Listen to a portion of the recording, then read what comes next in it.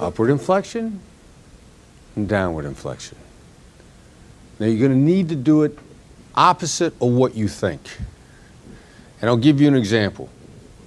We're on a coaching call from a previous training a couple of months ago, and someone is really pushing back against one of the things that we said will work. Now what you guys are going to find is we'll tell you it works, and you're going to sit there and you're like, okay. And a little bit later when we ask you to do it, you'll say, I can't do that, that's not going to work. So when you do that, it's my gut instinct to say to you, so when I told you before that it worked, you thought I was wrong. Now that's downward inflection. And what's my tone of voice telling you that I'm thinking about you at that time? That tone of voice is saying, you're an idiot. So instead, I say it, so when I told you before that it worked, you thought I was wrong? Now, that felt completely differently, right? And that's how your tone of voice can go from an accusation to, in a way, it's thought-provoking.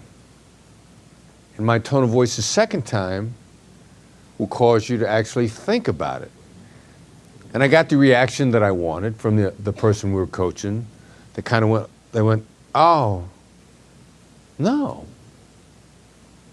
Because I knew that my tone of voice was going to have their impact on their ability to process the information. And that's a mastery move. Probably when you want to inflect down, when you really want to, it's probably, you should inflect up. Because you're creating thoughts, as Brandon says over and over again, you're creating emotional moments in the other side. Most of those emotional moments that you're creating is you're trying to get people to think about stuff in a positive and constructive way. You're trying to get them to rethink in a positive and constructive way. You're trying to point out when you think they're wrong. And especially when you think they're wrong, that's when your tone is gonna kill you. And you're gonna want to switch it up. And that's where the mastery comes in. And with practice, you'll get it. But without practice, you won't get it. And I don't know how many of you noticed, but in the prep session with each one of the volunteers, I'm really working hard at an encouraging tone of voice. And I don't know if anybody was looking at my prep then, but these three people are walking in front of a room full of people expecting to get barbecued. Their brain is probably already shutting down, and that is the last thing that collectively as an instructional team that we need. And my team is relying on me to do as much as I can to get the three volunteers on point because they are getting ready to get punched right in the face. So my tone in each one of those briefing sessions was very specific to be encouraging and upward inflecting and non-threatening because I need them thinking and working with me. And it was all tonality. We were showing you tone before we even got into the exercise. But those are the two quick issues. If you want to inflect down, there's a pretty good chance you should inflect up. Just practice it a few times and you'll get it. Get your reps in. As reminders, be very aware of your tone. The most well-executed skill delivered with poor tone.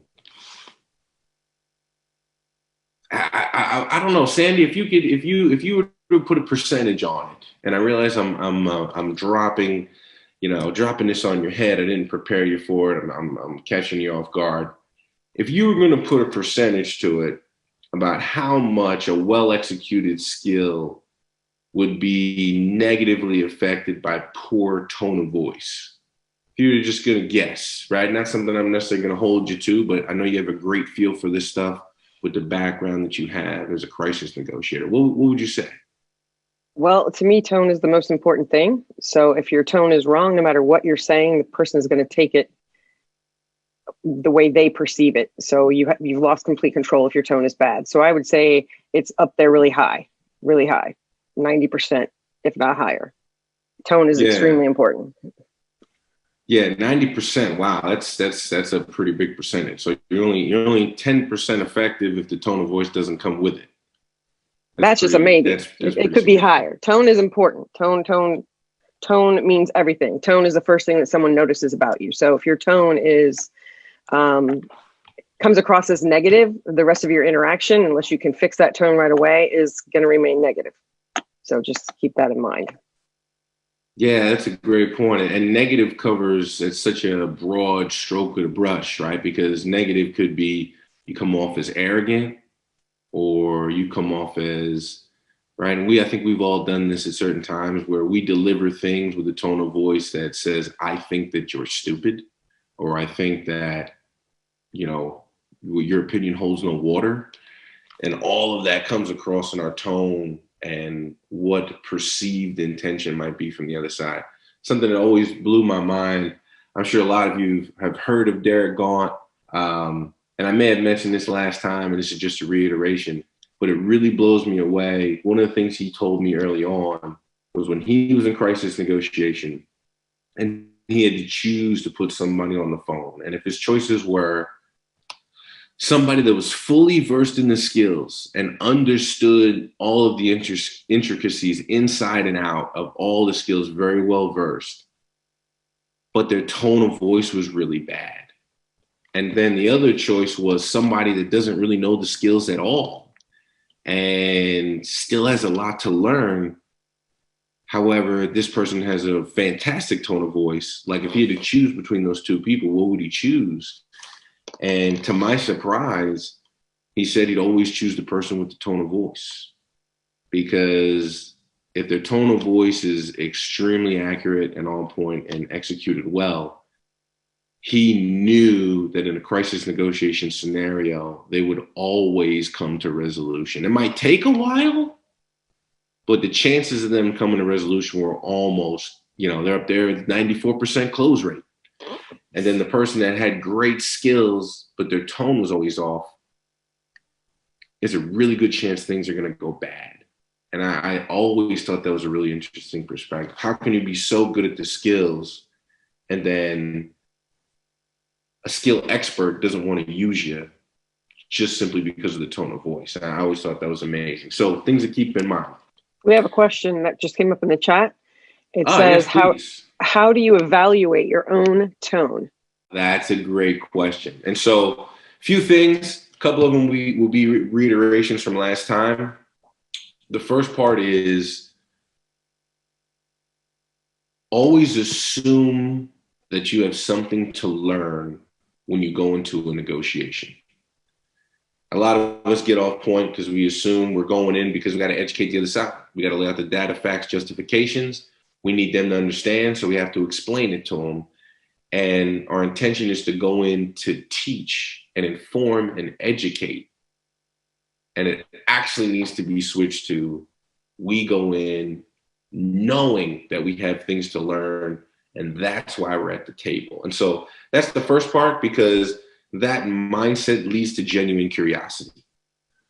If we stay in a mindset of genuinely curious, it'll come across in our tone. You can hear the question mark at the end. And so that's one piece of it. Another piece of it is we all have our triggers in the moment. We all know when we feel ourselves getting cranked up. Could be for any number of reasons. When you feel that coming on, that should be a trigger for yourself internally that you just need to go ahead and switch into the late night FMBJ voice. When you feel that bubbling up inside of you, just focus on slowing down your cadence, and that'll help you keep in control. Other techniques in dealing with the cutthroat negotiator. late night FM DJ voice. Conquer their tone of voice with yours. The late night FM DJ voice is a deliberate cadence reduction in your delivery. It's downward inflecting.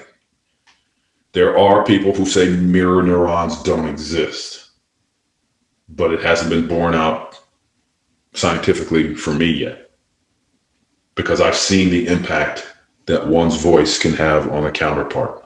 The cutthroat negotiator, the assertive negotiator, is domineering, bullying in their delivery.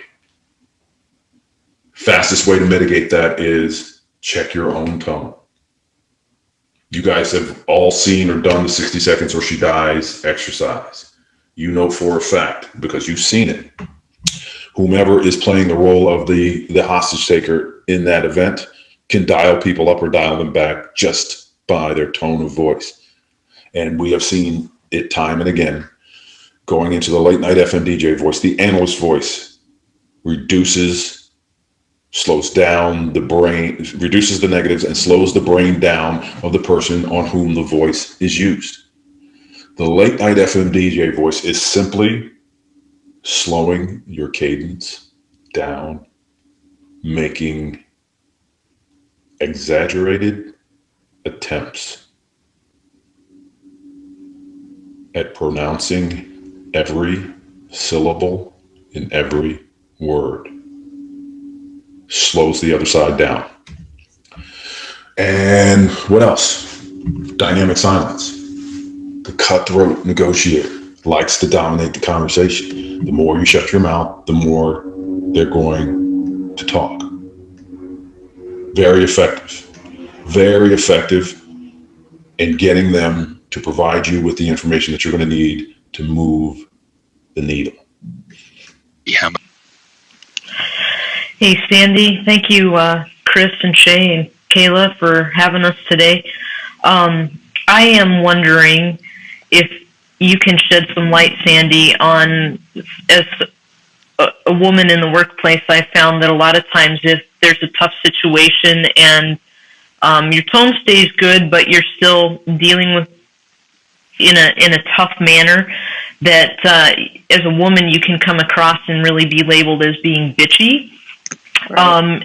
Instead of just tough, where a guy with the same tone and the same situation would just be, everybody would just say, hey, he did a great job, he took authority or whatever. And I'm just wondering if you have any recommendations on how to avoid that label and still come across well. Yeah, that's a great question. And I actually hear this quite often. Women say something that when it comes out of their mouths, for whatever reason, it seems more assertive. But when a man says it, it seems to be taken okay. If you're controlling your tone, which it sounds like you're doing a good job of controlling the tone, a lot of times it's the structure that you're using. With the skill that you're using, make sure you're using the right structure. So if you're using a label, if you're trying to find out information, instead of asking a direct question, use that label with a nice tone. It might get you a little bit further.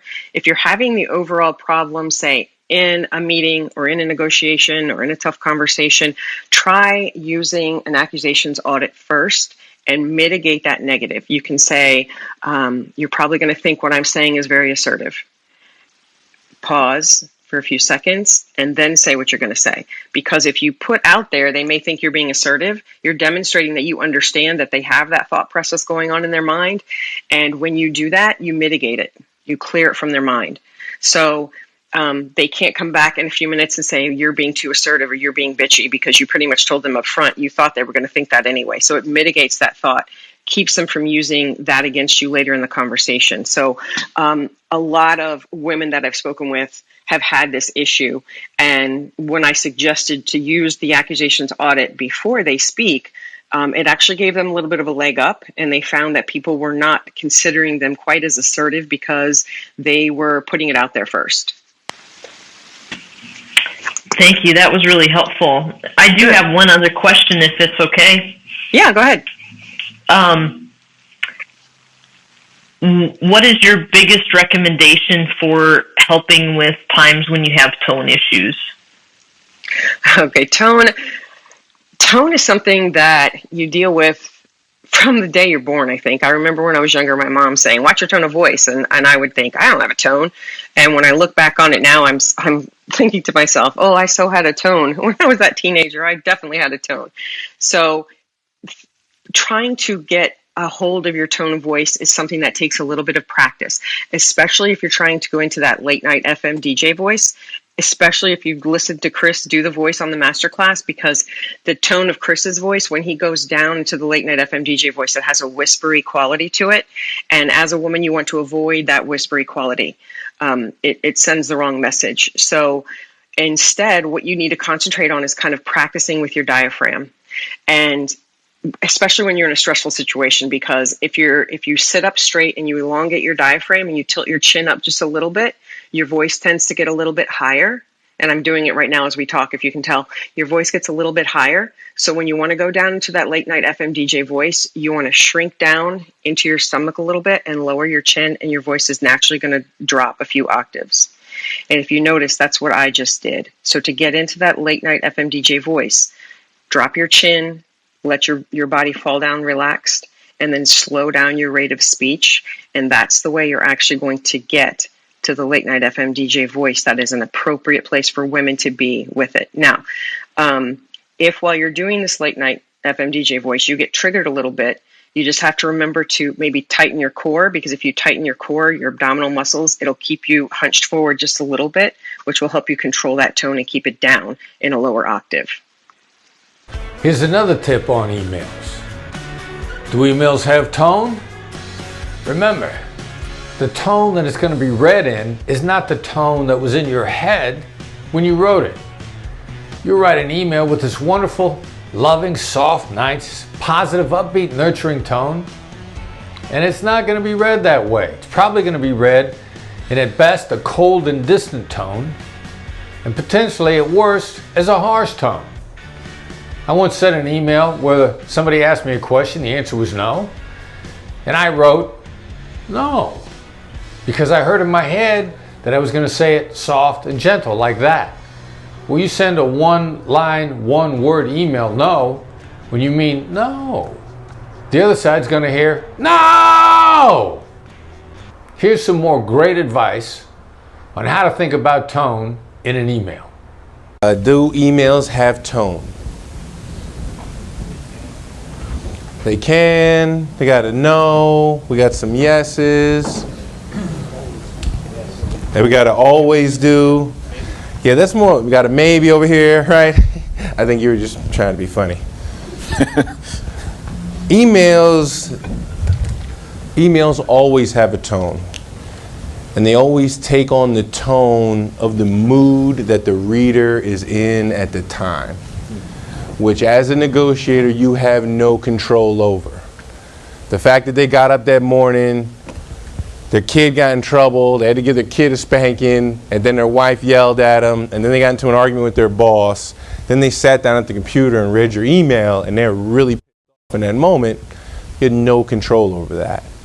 And so when it comes to email, it's not so much that these can't be used, but we like to drop in what we refer to as email softeners, which simply put are just I'm sorry's and I'm afraid's. And then our emails have always got to be short. You know, the other thing, and that's why I said it's tricky, because number one, the email's got to be short, and sometimes your accusations are that there's 17 items. You might not necessarily want to list all 17 in the email, but you might want to use the email to drive them to the table so you can lay them out verbally. And then the second thing, as I mentioned earlier, is the tone. And the way you combat that is with I'm sorry, I'm afraid. No matter what mood you're in, I'm sorry pretty much always reads as I'm sorry. And so, I'm sorry I have to lay this at your feet. I'm afraid if this doesn't get solved, it's going to cause this problem. You probably think this is some sort of a money grab. You know, in an order like that. But you definitely want to drop in your I'm sorry, I'm afraid. I think it's Getting More. Who wrote the, I can't think of the author, Stuart Diamond. Yes, Stuart Diamond, Wharton professor, taught negotiation there for a long time. He's got a great podcast on sending emails, and he says write them out and then read them back to yourself out loud in the worst possible voice you could imagine. And he says, don't be one of these people that's like, I can hear the voice in my head. I can just read the words. No, no, no, no. Read it out loud, because the process of hearing the words come out of your mouth and back into your ears is very important. And then rewrite your email. Do emails have tone? They can. They got a no. We got some yeses. And we got to always do. Yeah, that's more. We got a maybe over here, right? I think you were just trying to be funny. Emails always have a tone. And they always take on the tone of the mood that the reader is in at the time, which as a negotiator you have no control over. The fact that they got up that morning, their kid got in trouble, they had to give their kid a spanking, and then their wife yelled at them, and then they got into an argument with their boss, then they sat down at the computer and read your email, and they're really pissed off in that moment. You had no control over that. And so when it comes to email, it's not so much that these can't be used, but we like to drop in what we refer to as email softeners, which simply put are just I'm sorry's and I'm afraid's. And then our emails have always got to be short. You know, the other thing, and that's why I said it's tricky, because number one, the email's got to be short, and sometimes your accusations are that there's 17 items. You might not necessarily want to list all 17 in the email, but you might want to use the email to drive them to the table so you can lay them out verbally. And then the second thing, as I mentioned earlier, is the tone. And the way you combat that is with I'm sorry, I'm afraid. No matter what mood you're in, I'm sorry pretty much always reads as I'm sorry. And so, I'm sorry I have to lay this at your feet. I'm afraid if this doesn't get solved, it's going to cause this problem. You probably think this is some sort of a money grab. You know, in an order like that. But you definitely want to drop in your I'm sorry, I'm afraid. I think it's Getting More. Who wrote I can't think of the author. Stuart Diamond. Yes, Stuart Diamond, Wharton professor, taught negotiation there for a long time. He's got a great podcast on sending emails, and he says write them out and then read them back to yourself out loud in the worst possible voice you could imagine. And he says, don't be one of these people that's like, I can hear the voice in my head. I can just read the words. No, no, no, no. Read it out loud, because the process of hearing the words come out of your mouth and back into your ears is very important. And then rewrite your email. And I want to talk about tone for a second. How should we pay attention to our tone, and how important is it when we're communicating? You know, well, the cool thing about all these skills is that as soon as you start paying attention to them for yourself, you feel better. And the other person feels better too. I mean, you know, I've always implemented this tactically to calm the other side down, make the other side feel better. But it works for me too. And even, you know, the infamous late night FMBJ voice. Like when I use that, it smooths me out too. I mean, there've been a couple of times recently that you know, I think a fair amount of people know that my mother died just before Easter, and I can remember getting very emotional in that time period. Also, you know, at her funeral, and just to gain control of my own emotions, I would intentionally move over into that downward inflecting, calming, soothing voice, and I found that it helped me get a grasp on my own emotions to keep from going down the tubes in any particular negative fashion. So as much as this does for the other people that you interact with, and it does a lot for them, it does more for you too. So, you know, it's their benefit is almost the fringe benefit. It helps you level out, and it helps you keep on a more even keel. Hi, Nicole. How are you? Hi, Chris. I didn't have a question. I was just back channeling with Ronan, and I'm a voice actor, and I absolutely adore you, Chris. I think you have probably helped so many more people than you even know. And I love what you have to say about tones of voice and mirroring and the playful kind of accommodator voice and the analyst and the late night DJ. that really works. It worked earlier, I heard you. So that's just my 2 cents. If you ever want to practice anything or just, show people what that might sound like, I'm here for you. Thank you very much. Thank you. Chris, the FM radio DJ voice excites this audience. If you want to give it to them at any point, I'm not going to stop you. Well, I would never want to blatantly do that. Oh my God. How does it work, and when would you use it? I can ask that question. All right, how it works is it actually triggers a neurochemical response in your brain. It has a calming influence on people, a slowing down influence. They taught us that. I learned it first on the suicide hotline, and then as a hostage negotiator. The mechanisms specifically are still in dispute because so much of the brain, exactly how the brain works. Like, for example, I used to say it was mirror neurons. I was triggering your mirror neurons, and it was causing an involuntary response, sort of the way the doctor, hits your knee with a little hammer, and there's a neurological response. And I mentioned Andrew Huberman. I love listening to Andrew's podcast, and I'm listening to him the other day, and he's going, I got news for all you people out there. There's no such thing as mirror neurons. Neuroscience says there's no mirror neurons. But then he says, but there is emotional resonance circuitry, and we don't know exactly what it is, but we know it works. And I'm like, all right, so the effect is the same. You just can't tell me how it works. But I know that your emotional resonance circuitry, I can make you feel calm. I can make you feel my confidence. Calm is contagious. Also, if I smile, then I can trigger you to smile too, and that's going to have a different emotional effect on you. And then if I could put the two of them together, you can have some great conversations and have great interactions. I'm not threatening. I'm on your side. And it does me it might do me good short term to threaten you, but it never does me good long term. So this is about long term relationships. If I've got hostages and I call you and I say, listen, I want a car, I think I saw this one on your YouTube channel, I want a car in 60 seconds outside. Right.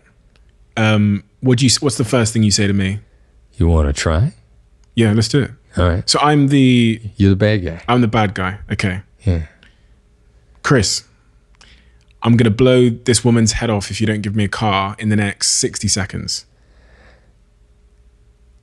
How am I supposed to do that? Not my problem. You got 55 seconds.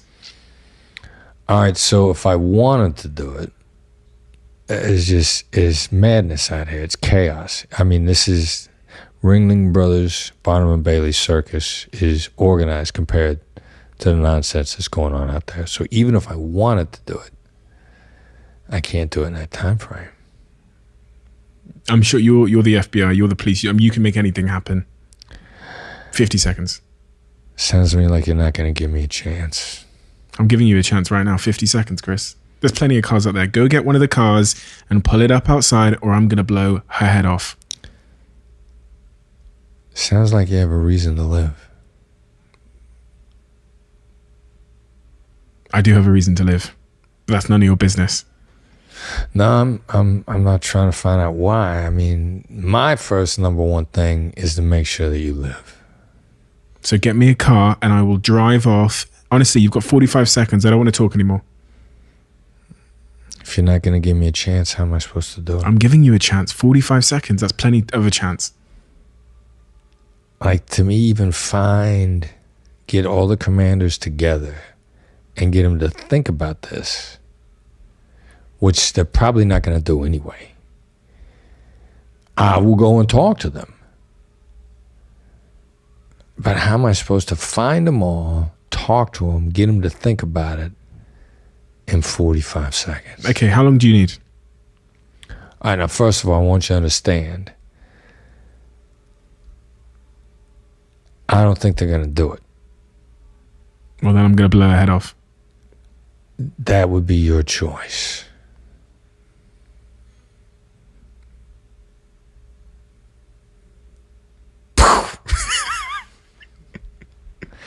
See, now, so the other thing too is hostage negotiators are successful 93% of the time, which is one of the things that I learned in the business, which means 7% of the time they just ain't coming out. Now, we have to do everything we can possibly do in the meantime, but our number one goal is not putting any additional people at risk. Like, I get this question all the time. Like, if you think it's going to save a hostage, why don't you just give them a car and save those hostages? Well, I can't put additional people at risk. And by the way, while we were doing that, I don't know anybody put a clock on us, but we went more than 45 seconds. It's true. And what were you thinking as we were going through it? There was all the questions were provoking me into all the questions you asked me felt like they were dragging me away from my objective in a quite a tactical way. So I was thinking, this is annoying. He's making me talk and I don't want to talk. That's kind of what I was thinking. And then, the questions you asked were making me ponder, and they were making me abandon my focus, which was to just get this car and kill this woman. Right. See, I wasn't asking you that stuff to get you to answer. What I was really doing was do exactly what you talked about, get you to ponder, get you to think. You know, what Kahneman has talked about in his book, Thinking Fast and Slow, pondering, he would call slow thinking, in-depth thinking, where you really think about stuff. And then you really make the decision. And you really make up your mind instead of me trying to hustle you. Like, I could hustle you into something really quick, but it wouldn't be your decision. And the whole point of getting somebody to ponder something is so that when they do come to a decision, they own it. When you said the thing about even if I wanted to do that, like I couldn't do that in 45 seconds or whatever, I liked that sentence because obviously there was a degree of empathy there. So even if I wanted to, it wasn't, shitting on my parade. It wasn't attacking me too much. And you made me ponder the reality of the fact that it's not even possible. My demand is not even possible, even if you were on my side. So that was a very good question to make me ponder myself, to realize that what I'm asking for is not going to happen. See, and there's another reason why I said it like that too. Because, a lot of people, if you ask for something in a business deal that they're not going to give you, they'll give you the classic American lie, I'll try. And maybe it's not an American lie, maybe it's a lie in the English language. But in any kind of deal, if somebody looks at you and says, I'll try, you don't get a good feeling. No. And you get I'll try enough times, right away it ain't never happening. Yeah. So I didn't do I'll try. I basically said, I don't think it's going to happen, but I'll check. Because I'm trying to shift us out of an adversarial into a collaborative conversation. And so then what I'm basically saying is like, I don't want to mislead you. I don't think this is going to happen. I will be your advocate. How important is that collaboration? No relationship survives long-term without collaboration. Just ain't going to happen. So you're giving me the impression that you're actually on my side to some degree and that we're collaborating to find an outcome together. Yeah, and in point of fact, see, the crazy thing is hostage negotiators have repeat customers. If I get you out alive, the chances of you straightening out your life are not great. And the chances of you ending up in another hostage siege are high if you don't get killed otherwise. And you got to have a memory of the last hostage negotiator trying to work with you versus the guy hustled you and lied to you, guy or gal. So if you always look at all interactions as if you're going to have to pay for everything you said eventually, which means if you lie, you're going to pay for it. If you did everything you could to be collaborative, then your counterpart's going to remember that in the future. Like, well, it didn't go my way, but at least the guy didn't lie to me. It's like karma, isn't it? It's karma. 1,000% it's karma. I'm a big believer in karma, very much. I had a few words to say about one of my sponsors on this podcast. As the seasons have begun to change, so has my diet. And right now, I'm just going to be completely honest with you, I'm starting to think a lot about slimming down a little bit, because over the last probably the last 4 or 5 months, my diet has been pretty bad. And it started to show a little bit. Really, over the last 2 months, I go to the gym about 80% of the time. So I track it with 10 of my friends in a WhatsApp group and this tracker online that we all use together. We call it Fitness Blockchain. And I'm currently at 81%. So 81% of the days I've done a workout in the last 150 days, right? So I'm going to the gym about 6 times a week. That's been a little bit impacted by the Diary of a CEO live tour, but I'm trying to stick to it. And so one of the things I'm doing now to reduce my calorie intake and trying to get back to being nutritionally complete in all I eat is I'm having the Huel protein shake. Thank you, Huel, for making a product that I actually like. The salted caramel is my favorite. I've got the banana one here, which is the one my girlfriend likes, but for me, salted caramel is the one. How important is it generally in negotiations to listen? Because a lot of people, you know, kind of think they can overpower someone with just talking at them. Right. Yeah, and what they're called is they can't hold a job. Yeah. You know, you and there are a lot of people that are very visible that are doing that, and in the moment they might look very good, but what ends up happening is they're frequently initially extremely successful, and then their success rates drop off a cliff. And then they don't hold a job because they were awesome in their first quarter and it had a continuing steady decline in their productivity till it went to 0, and they can't be tolerated anymore. But everybody sees a really loud guy or gal getting deals, and they're the ones that make the most noise about it. So your original question is, how is important is listening? There is no negotiation methodology that doesn't list listening as an advanced skill. No matter what school of thought somebody's in negotiation, they all list listening as advanced. Far more difficult than simply keeping quiet. It's critical. And you will actually end up increasing the velocity of your deal cycles by listening, which a lot of people think it's really counterintuitive. But, you know, I did an interview with Mark Cuban 6 or 7 months ago, and I talked about listening. And he's like, yeah, you know, if I take the time to really hear somebody out in our first deal and pay attention to what's important with them, then every deal after that will come to me faster, having done it right up front. And it'll increase the velocity of my ability to make deals with them, because they'll trust me. They'll know that I hear them out. They know that I'm looking out for them. And consequently, you know, it doesn't take me a long time to establish trust. And we come back, we come to the table, we get right down to it. And it really increases the velocity of my ability to make deals. And a lot of people can't see that because I got to hear them out. I got to, you know, blah, blah, blah. I got to find out what their point of view is. It seems highly efficient. But what it is incredibly efficient long term. And then as it relates to speaking, when you were talking to me then in our little dummy negotiation, I noticed the tone of voice you took was very, very calm. You list in the book 3 different voices available to negotiators. Right. Give me a flavor of those 3 voices that are available to negotiators. Well, there's 3 natural types in humans: fight, flight, or make friends. And these are our caveman ancestors that lived, either fought the saber-toothed tiger, ran from the saber-toothed tiger, or figured out a way to make friends with it. And the indecisive caveman got eaten by the saber-toothed tiger, doesn't have any descendants. And we've got substantive reason to believe that exists globally, regardless of gender, ethnicity, religion. The 3 types, the globe's split pretty evenly into thirds.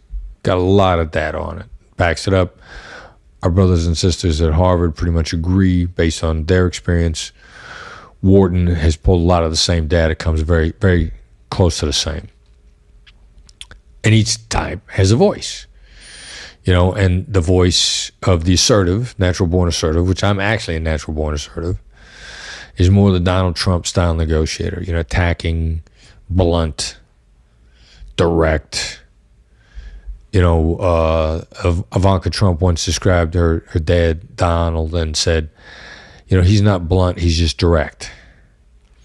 Well, he's just an example. But, what I think is direct, you feel like you got hit in the face with a brick, which is always counterproductive long-term. Always, always, always long-term counterproductive.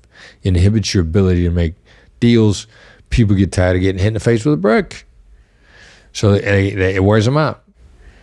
Then there's the very analytical type, which was, that soothing, calming voice that I was using.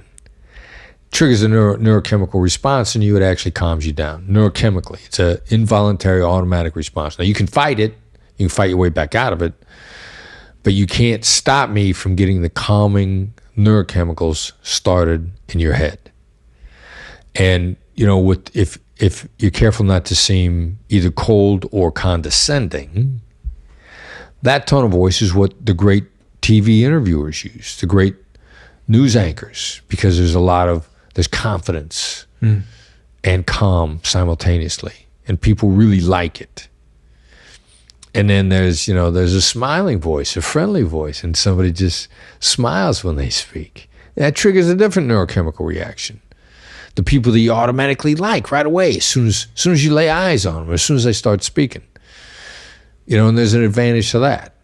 So I was using, in an emotional situation, and if you're in an emotional negotiation, you want to go with the soothing voice and smile, sprinkle that in, and now you get the combination of both of them, and it's collaboration. You're going to want to collaborate with me if I use that voice.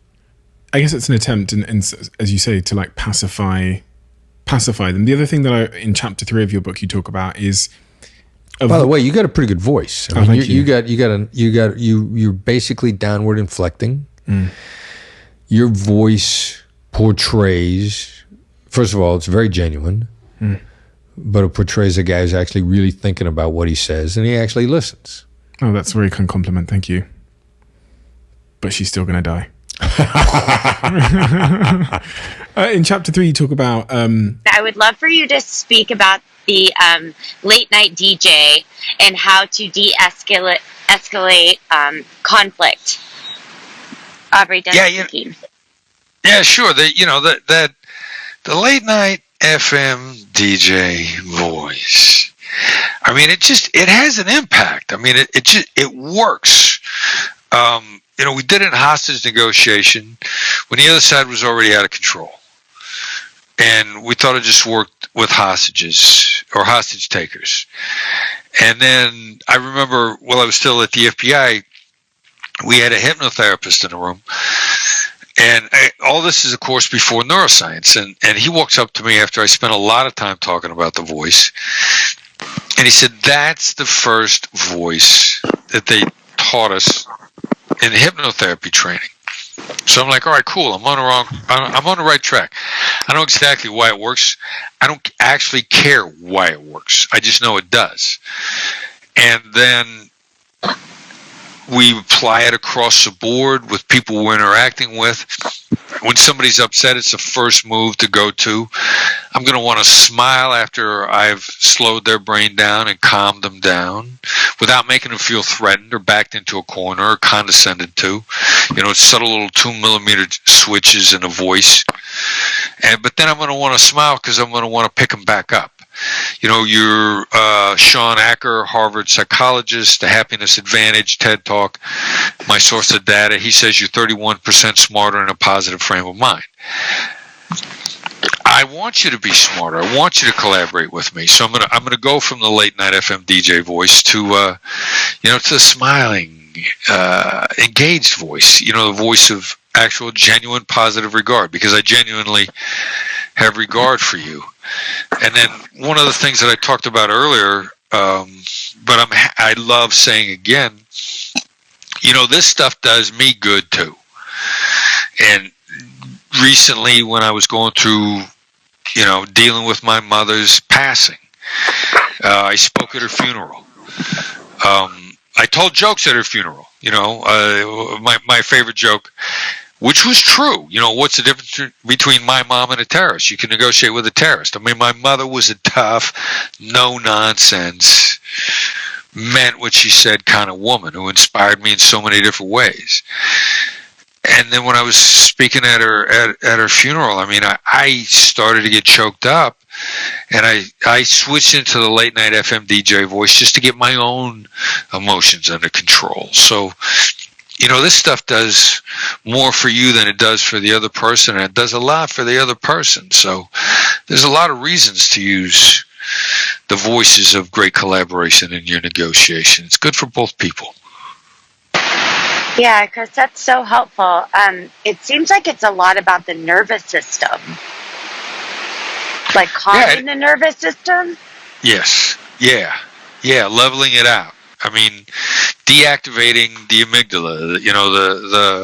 The portions of the amygdala, which is 75% of that little almond-sized organ in the center of your brain. 75% of that baby is dedicated to negative thoughts. So as much of it as you can deactivate and smooth out and pull out of the equation, then more nuanced, more intelligent thinking gets kicked into gear. Thank you. Yeah, how you doing, Matthew? I'm doing good, Troy. This is really exciting. I'm glad to be here. So, hey, question is, can you give an example of the late night DJ voice? Have y'all been listening to Chris Voss? It's funny. I used to be a DJ actually, and you want to lower your voice. You want to slow down your cadence. You want to be more direct in the way you talk. When you're using the late night DJ voice, that's normally about 20% of your conversation. That's when you want to use that voice, especially when you're going to put out an ask, or if you're going to deliver bad news. You want the person's undivided attention. So you slow down your cadence. You get your point across, and you'll get the person's undivided attention when you're doing it. And Troy, there's a couple things there that you got to be careful about that I noticed when you executed that. You were really careful about. What are some of those things? Some of the things that you have to be careful about is, that's a good question, Chris. You want to share them with us, because you're the expert at that part of it. I between you and Derek, your voices are so 20% of the time that I can't get over how y'all run the gamut with that. Well, for me, it's I try to make sure that it's soft. There's a couple of fine lines there. I know we like to say your inner voice betrays your outer voice. You don't want to sound angry. You don't want to sound condescending. There's just a couple things, and when I'm doing the late night FM DJ voice, like my intention, what I want them to feel is calm.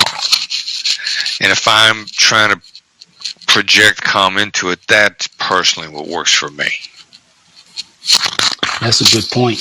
Really good point. And that DJ voice actually does that for a lot of people. It calms them down. We were actually on a training with a group that had been Black Swan trained, and they decided to start their own little training session, and they asked if I would sit in on it. And that was one of the first things that happened. The people in the group were so excited about using the skills that they asked me a question about labels and mirrors. And at the time, I didn't even realize that I was using the late night DJ voice, but I calmed down, I slowed down, and one of the people actually said, "You don't realize how much calmer you made us feel just by saying things the way you said it." we've been doing these skills long enough that, and we practice them all the time, that it starts to become second nature. It's our way of thinking and our way of doing business now. So sometimes I forget that I'm actually using that skill.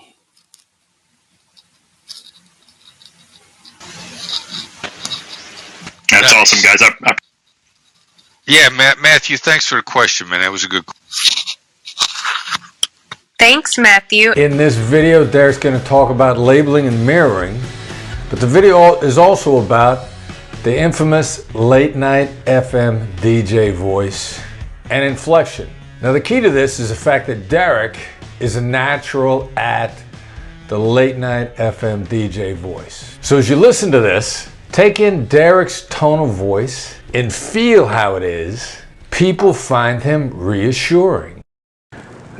The common theme with labels and mirrors is what? What do you think the common theme is? Get more information out of what you're doing. That's what we're trying to do. We're trying to get more information. But the common theme is I'm taking what you give me, I'm repackaging it, and I'm giving it right back to you. By labeling and mirroring, am I convincing him to move in a certain direction with my words or with his own? That, in effect, removes you as a threat in the conversation, because as long as you remain a threat, no meaningful dialogue is ever going to take place.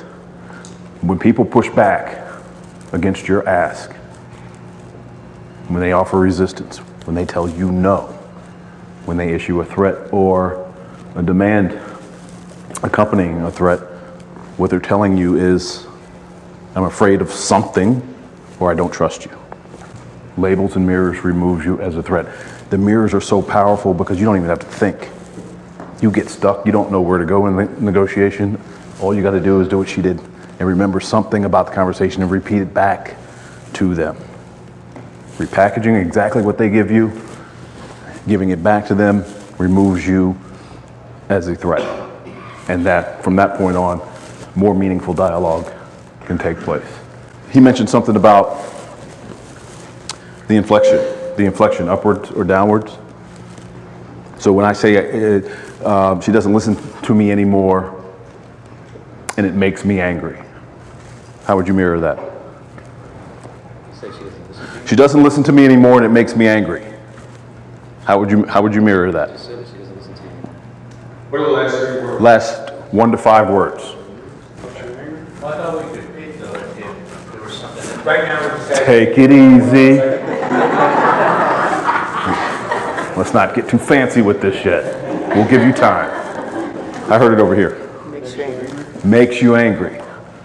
Now, inflect upwards on that. Makes you angry? What is he asking me? Yeah, expand upon that. Now, inflect downward. Makes you angry. What is he telling me with that? I hear you. I get it. I'm picking up what you're laying down. Both of them show that I'm listening. Both of them showing that I'm attending. The inflections encourages them to go on without saying please go on. And then the downward inflection shows that I'm paying attention. And Marcella, I know that you mentioned the late night FMBJ voice. Could you go a little bit in depth as to why it's critical for real estate negotiators to set the tone and use the late night FMBJ voice? Absolutely. So we can impact someone's emotions just by using our tone of voice.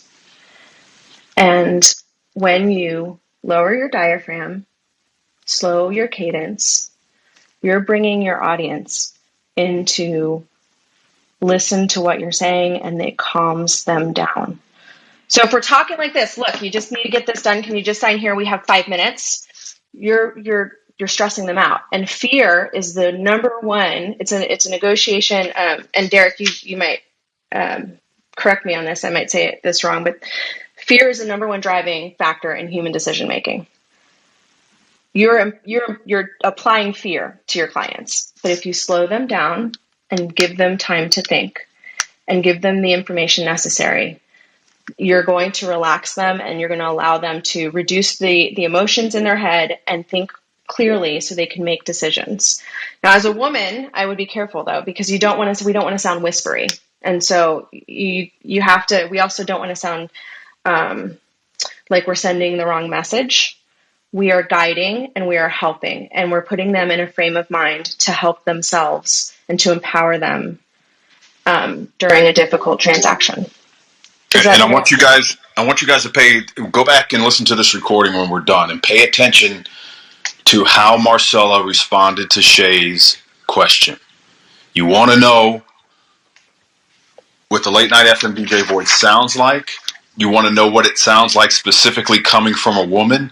Her response to Shay's question was all in the late night FMBJ voice.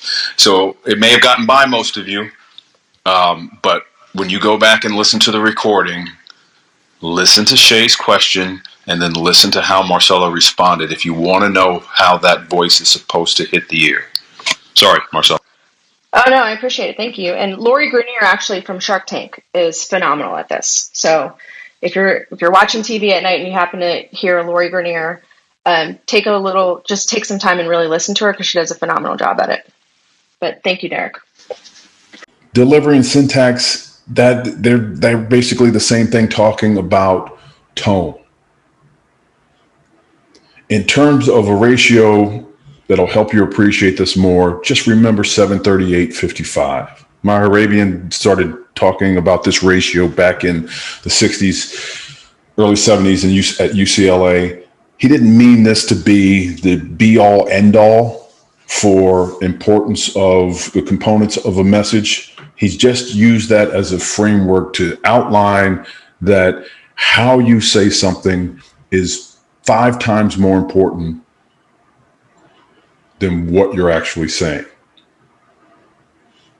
And so delivery and syntax being so closely related, you're talking about communication. They add up to 93%. 93% of the importance of a message is contained in how it's delivered.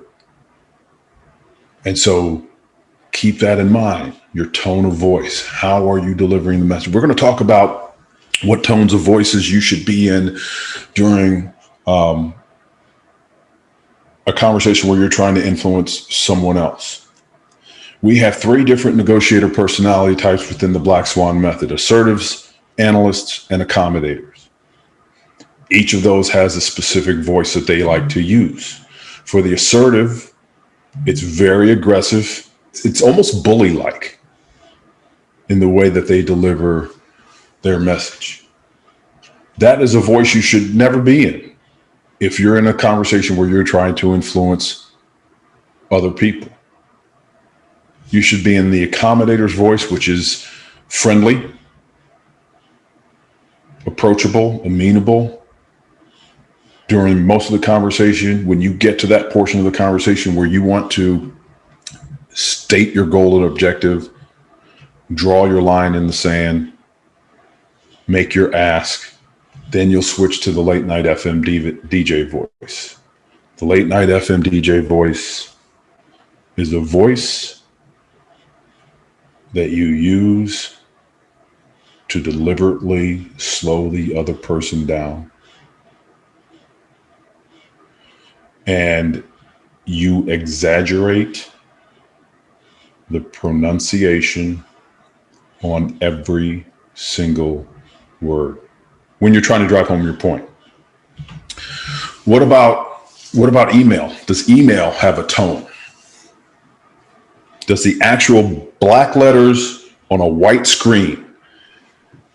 The question that I have posted on this particular slide, does it have a tone? If I'm sending you an email, if you just got chewed out by your boss and you open my email, that is the emotion that you're going to apply to the email.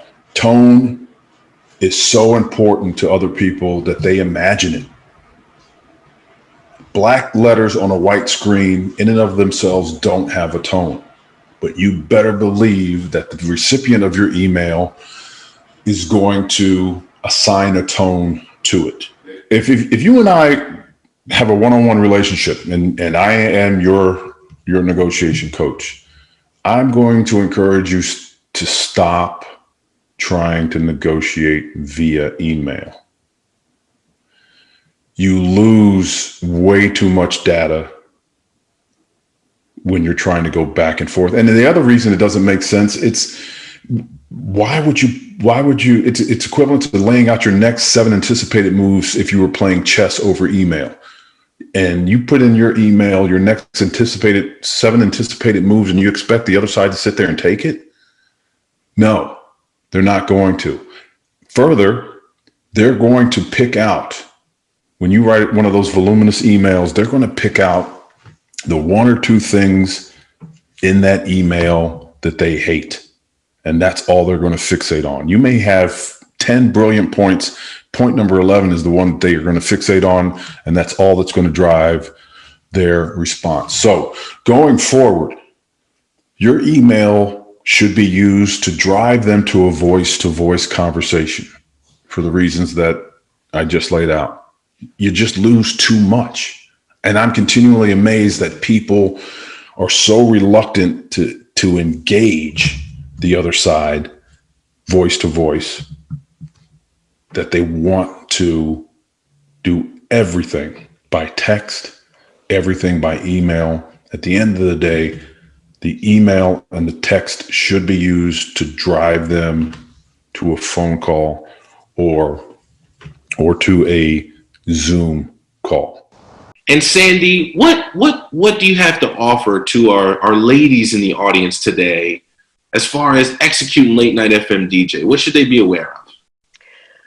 Be aware that you're not trying to have that sultry, sexy voice. For women, when you try to use that late night FMDJ voice, it can come across as overly sultry. So you want to make sure that you practice this a little bit. It's easier for the guys because it's just, I hate to say that, but it's easier for the guys because they don't have to worry about that so much. But for women, when you try to get that late night FMDJ voice, it can come down low and sultry. So you want to practice just having a calm cadence. It's not about having the low alto voice so much as it is just talking slow and enunciating each one of your words very clearly.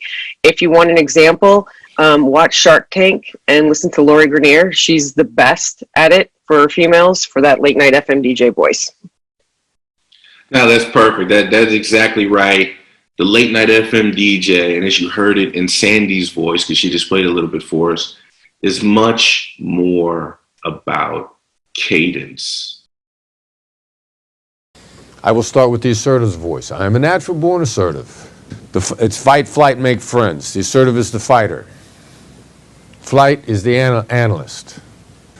That will be the second voice. That is closer to what many of you have referred to as the late night FMDJ. And it will have an impact on their brain. And then I'll move to the make friends voice, the accommodator's voice, the friendly, smiling voice. The proposition, the hypothesis that we put in front of you guys is that the neuroscience rules are always rules. It has the same type of impact on every single person. The degree of impact varies, but the type of impact is always the same. So I would ask you to listen for the 3 voices and see what kind of an impact it has. The first voice will make them combative, the second voice will slow their brain down, and the third voice will pick their brain right back up. I'm a bank robber, bad guy trapped in a bank. You're a hostage negotiator. You don't know how many bad guy bank robbers there are. You don't know how many hostages we have. All you know is that it's your job to talk me out. You and your law enforcement colleagues have the bank surrounded. You have 4 things you cannot agree to. Yeah. 4 things you cannot do. You can't give me any weapons. You can't give me any transportation. You can't give me any drugs or alcohol. And you can't do a hostage exchange of any kind. People are not allowed to come in at all. People only come out. You know, in the movies, Eddie Murphy says, if I come in, you let some people go. You know, you're not going to do that. Right. Got it. We will simulate being over the phone, and then we'll start. Questions? So that makes sense. Okay. As far as I can take as much drugs and alcohol as I want. You're gonna have to pass the test later, probably. But no, I think that makes sense. all right. Well, I'm ready to get crushed, but you're that makes ready to sense. rock. Yeah. Okay. Say ring ring. Okay. Ring ring. I need a car in 60 seconds, or she dies. I'm sorry, I won't be able to do that for you. You want me to kill her right now? I'll kill her right now. I got a lot of hostages. I can throw one out every minute. You got 55 seconds. How many hostages do you have in the bank? Enough to go all day. 55 seconds. And what's your name again? I have no intention of telling you that. Are you an idiot? You've got 50 seconds. How are you going to do it? You're just going to throw her out the door? I'm going to put the gun to her head. I'm going to walk her to the front door. I'm going to cock the trigger so everybody sees that she's about to lose her life. And then I'm going to blow her brains all over the street. Is that specific enough for you? You got 50 seconds. You know we've got the whole bank surrounded, so if you get too close to the door, that's you're in news to danger. me? Are you in danger 45 of getting too close seconds. to the door? We might be able to pull off a shot. I think you might want to be a little 40 bit safe about that. seconds.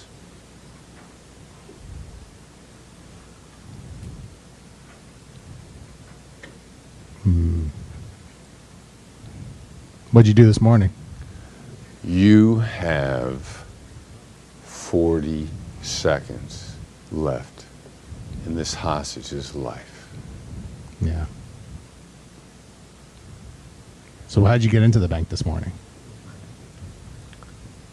How do you think? Just walked right in and just raised the gun and told everybody to go to the back or go to the front? Where'd you put everybody? Just like make sure that they're secure. Something like that. Who else is in the bank with you? Or did you come in alone? 35 seconds. I'm glad your watch is working. Anybody else in there? Yours. How did you pick this person to be number one? Or just a random choice because they're all equal to you? Random choice. Yeah. What do you think about the bank right now? Is everyone I think I got 30 seconds before there's one less person in this bank. At least. Why'd you pick this bank? It was in a way. 30 seconds. It's a very small bank. 27 seconds. What else we got going on? What else? So what else is going on in Well, inside? in 25 seconds, what else is going on is either I'm leaving or a hostage is dead. Yeah. Do you think you're leaving? Sorry, one way or another, I'm leaving. You got 20 seconds. Yeah. How might you go about leaving? What part of I need a car do you not understand? Well, how are you going to get to the car? You've got 20 seconds. I'm Will going to there walk be- out the front door. You're going to get out of the way. I'm going to leave. Are you going to step over the dead body to get to the car? Yeah. Well, what It if it's sounds to all- me what like if there's it's- going to what be if at it's- least one because you got 15 seconds left in this hostage's life. Then we might stack them up. Seems like you're going to have a pile of bodies. It And does then the seem car- that way, doesn't it? And then the car's not going to be able to go anywhere. Yeah, I think so. How do you think you're 15 going to how do you seconds. think you're going to make it over the pile of bodies without getting shot before you get into the car? We will stop there. Thank you for volunteering. Eric, same question, man. What would you do different? Hindsight's 2020. What were you trying to accomplish that you didn't get to? So I thought, leading out of it, there was the whole introduction part. It was the first thing that popped into my head after it was over. Mm-hmm. It was like, oh, didn't do that. Didn't say. Like in the book was like, hi, it's Brandon. You're talking to me now. Yeah. And so that whole exchange of setting it, which was the punch in the face maybe, that I just completely forgot about doing that. Yeah. So I wish I had done that. I think part of it was those initial kind of big. It seems like mirroring some stuff and doing those questions of. It seems like you have a plan here. Tell me more about how you plan on this implementation process. That's interesting, and that actually answers some of our questions that have come in the room today. And you said, seems like you have a plan here. And then what was your follow-up to that? What do you think this implementation process is going to be? Yeah, what does this look like, right? It seems like you got a plan here. How does this thing play out? That's really interesting. Okay, well, good. I like your assessment of yourself. So out the gate, I need a car in 60 seconds. You apologized. And you said, I'm sorry. We're not going to be able to do that. I love that for several reasons. One, because right out the gate, you wanted to let this guy know, like, you can trust me. Anything that I say, you can take it to the bank and cash it in. I'm going to be honest with you.